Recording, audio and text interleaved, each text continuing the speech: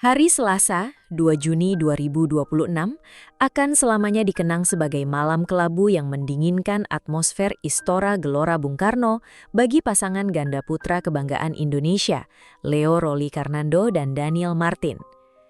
Langkah awal mereka yang semula diprediksi bakal meledak di hadapan publik sendiri pada ajang bergengsi Indonesia Open 2026 justru harus terhenti secara prematur di babak 32 besar.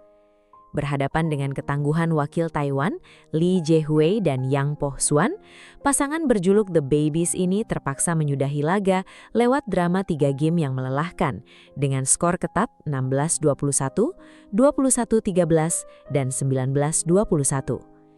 Kekalahan mengejutkan ini seketika meruntuhkan ekspektasi besar masyarakat Tepok Bulu tanah air yang berharap banyak pada taring sang juara bertahan lokal.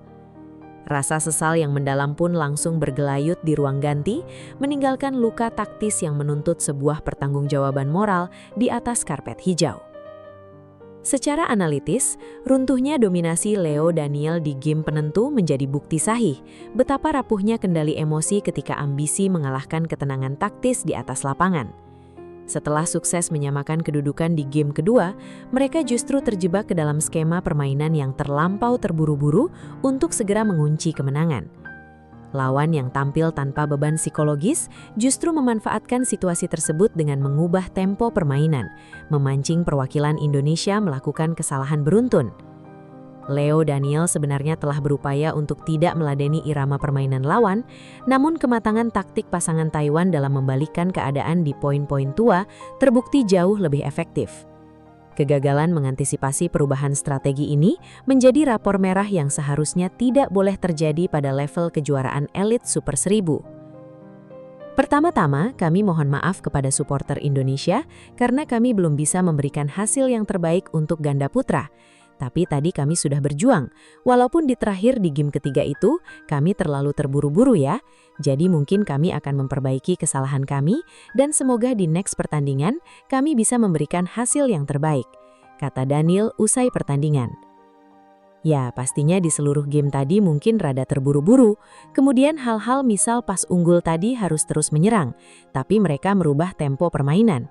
Dan sebenarnya kita juga sudah mencoba untuk jangan meladeni mereka, tapi kebetulan mereka juga mungkin udah nothing tulus ya, udah nggak percaya bahwa dia bakal kalah atau di mana, tapi ternyata malah bisa mengembalikan keadaan.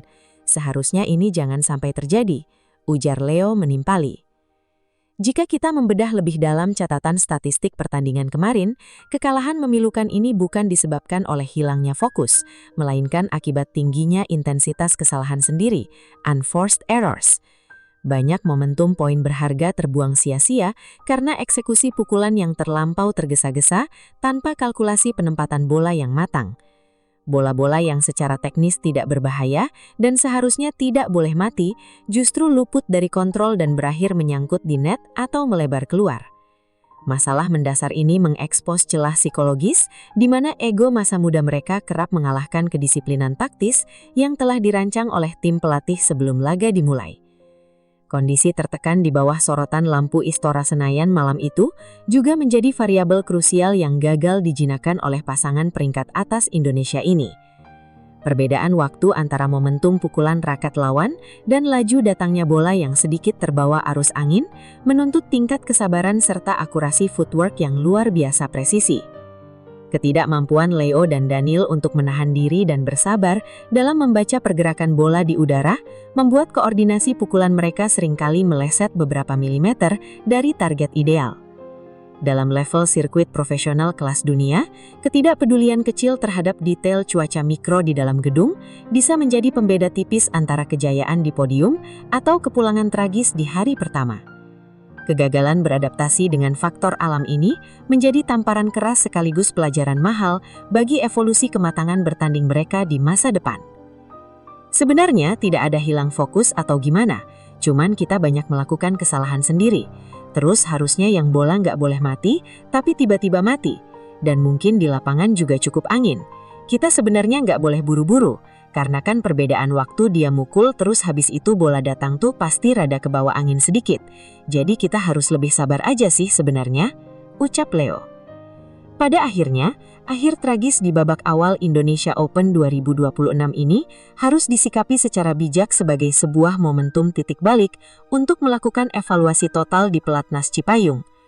Perjalanan karir The Babies masih terbentang sangat panjang, dan kekalahan di rumah sendiri ini biarlah menjadi cermin retak yang memperlihatkan kekurangan emosional yang harus segera diperbaiki. Kekuatan fisik dan pukulan smash yang keras tidak akan pernah cukup untuk menaklukkan sirkuit elit dunia jika tidak dibarengi dengan keheningan mental untuk mengelola tekanan angin serta perubahan strategi musuh.